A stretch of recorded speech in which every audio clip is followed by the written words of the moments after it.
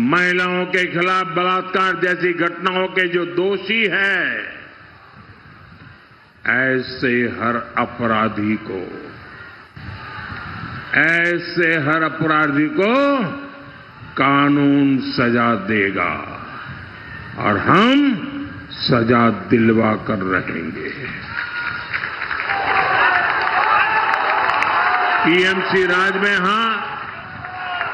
बेटियां सुरक्षित नहीं है, लेकिन बीजेपी राज में एक भी बलात्कारी, एक भी क्रिमिनल सुरक्षित नहीं रहेगा।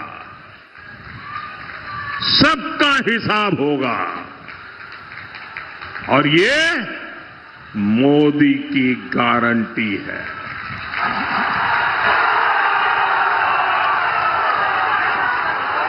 साथियों, यहां जादवपुर में भी सिंडिकेट ने विकास को अपना बंधक बनाया हुआ है। यहां बालू, ईंट और सीमेंट की सप्लाई पर किसका कब्जा है? क्या ये किसी से छिपा है? बीते वर्षों में अवैध निर्माण में के मामले कई गुना बढ़ गए हैं।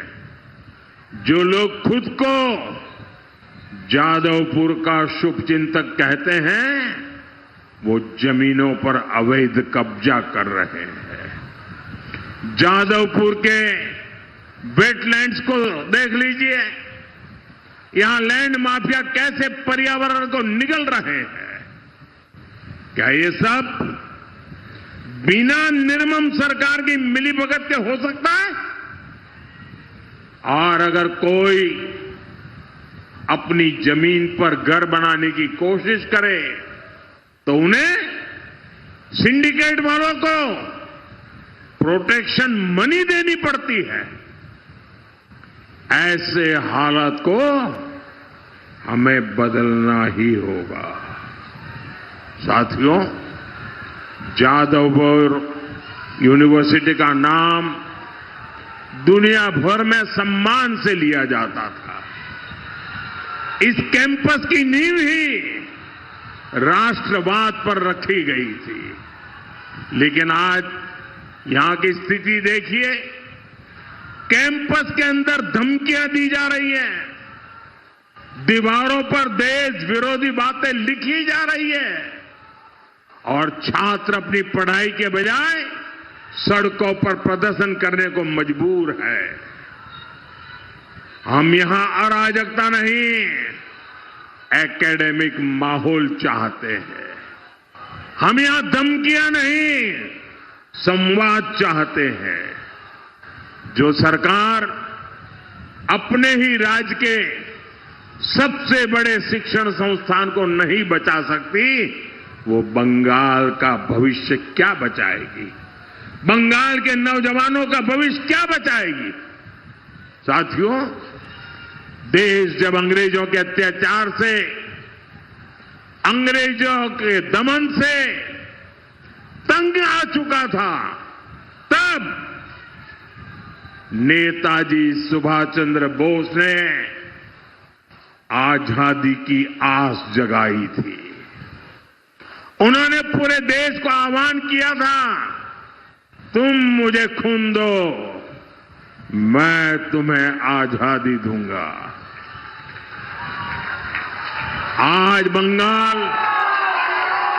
15 साल के महाजंगल राज से परेशान है। 15 सालों के महाजंगल राज में यहां बहुत खून बहाया गया है, लेकिन अब बंगाल में नई क्रांति का आरंभ हो रहा है। इस क्रांति के मूल में आप है, जनता जनार्दन है, यहां के नौजवान हैं, यहां की बहनें हैं, बेटियां हैं, यहां का किसान है, यहां का मजदूर है। और ये क्रांति आने का रास्ता क्या है? भारत के संविधान से आपको मिली एक वोट की ताकत है, एक वोट की ताकत है। इसलिए मैं आप सभी से एक विनम्र आग्रह करने आया हूं। भाई ये चित्र ले लो ने बेटी से। 1 मिनट बेटा ले लेते हैं, आप कितनी मेहनत करोगी, दे दीजिए। धन्यवाद, धन्यवाद, धन्यवाद, धन्यवाद।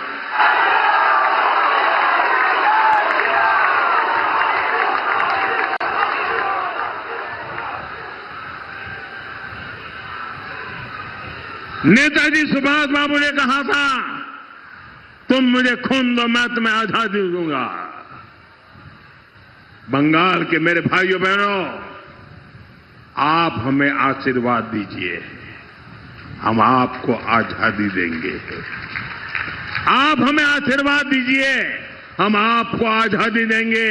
आजादी टीएमसी के भय से, आजादी टीएमसी के भ्रष्टाचार से, आजादी टीएमसी की सिंडिकेट से, आजादी बेटियों पर अत्याचार से, आजादी पलायन की मजबूरी से, आजादी बेरोजगारी और बेकारी से, आजादी घुसपैठियों से, कब्जे से।